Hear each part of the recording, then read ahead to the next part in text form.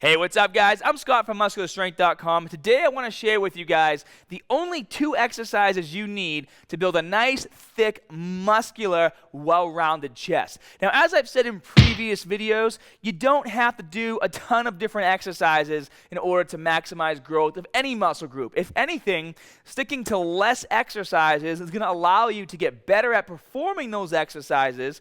And as you continue to do more sets per exercise, you'll also get a lot stronger as well. So what does that mean? Well, in picking these 2 exercises, I wanted to make sure that they were movements that not only utilize all functions of the chest, which there's 3 of them, we'll get to that in a second, but they're also exercises that will, in fact, allow you to overload more and more as you get stronger and build more muscle. And those 2 exercises are going to be the incline bench press and the chest dip. And we're going to go over perfect form on both of these. Now, for the incline chest press, guys, the reason why this is a great exercise is because doing the incline version of a chest press, yes, we're still working the entire chest, but we're going to place a bit more emphasis on the upper chest. And guys, you can definitely tell in the gym who does incline pressing and who doesn't, okay? And if you're one of those people where your chest looks pretty good, but the upper portion is lagging, this is perfect for you.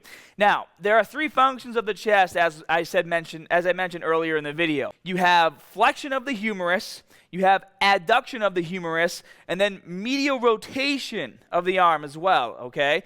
And we'll get to the medial rotation in a second. That applies more to the dip. But at least in this exercise, we can take advantage of 2 of those functions, which is the flexion and the adduction. And that's why we're not using a barbell. When using a barbell, your hands are in a fixed position, so you're able to do the flexion of the humerus when you press, but because your hands are stuck in one spot, there's no adduction. So you're not going to be able to squeeze your chest together as hard as you can at the top.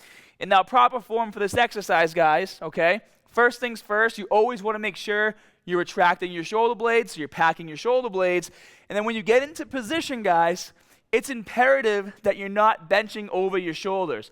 As you can see, when I get ready to bench, my elbows are slightly in front of my shoulders, allowing me to press over my chest and then come back down and not have any issues with shoulder impingement. For those of you that are pressing over your shoulders, you might be flaring your elbows out like this, which is going to not engage your chest as much. So guys, perfect form here. Slight bend, slight twist in the elbows so that as you come down, they're in front of your shoulders like that, all the way down to the bottom of the movement, then all the way back to the top. And when you get to the top, obviously you're flexing your chest as hard as you can. So in the first exercise, again, we're hitting 2 of the 3 functions of the chest. Flexion of the humerus, and then adduction of the humerus. And now, you're going to sit here, and you're going to do 6 or 7 sets, okay, of 8 to 10 repetitions. And if you can overload here, which is lifting as much weight as possible, that's even better. If you need to, get a spotter to help you. Now, as soon as you finish 6 to 7 sets here, you're going to move over to the chest dips. And you're going to do another 6 to 7 sets. So that's a total of about 12 to 14 working sets for your chest, which is plenty to see growth. Now, for a chest dip, the form is a little different, okay? When you're hitting triceps, you want to stay as upright as possible as you go down and then as you go back up. That's how to maximize the dip to target your triceps as much as possible. When targeting the chest, what you actually want to do is lean over forward a bit, and what that's going to allow us to do is, once again, target the entire chest, but place a bit more emphasis on the lower portion. So incline bench, we covered the entire chest, a bit more emphasis on the top. On the dip, we're going to cover the entire chest with a bit more emphasis on the lower portion. So we're hitting the entire chest as high as we possibly can.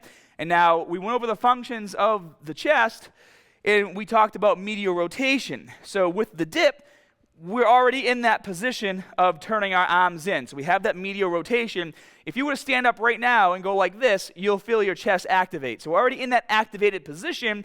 And then once again, we have flexion of the humerus as we press through the movement.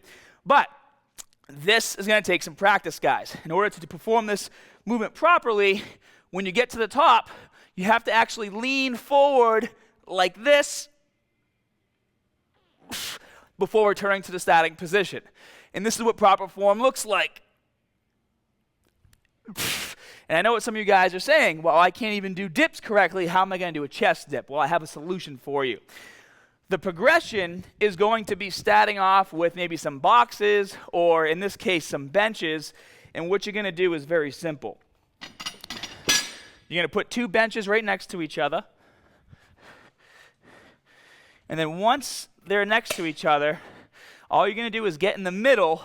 And what this is going to allow you to do is it's going to allow you to use your toes, if needed, to basically put them on the ground to self-spot. So you're going to get into position. I like to go on my fists like this. Actually, let me spread this out a little more. You're going to get into position just like you would there, okay? Hands by your side. You're going to start in this position. Then as you go down, you're going to lean forward and then press back up and repeat for reps.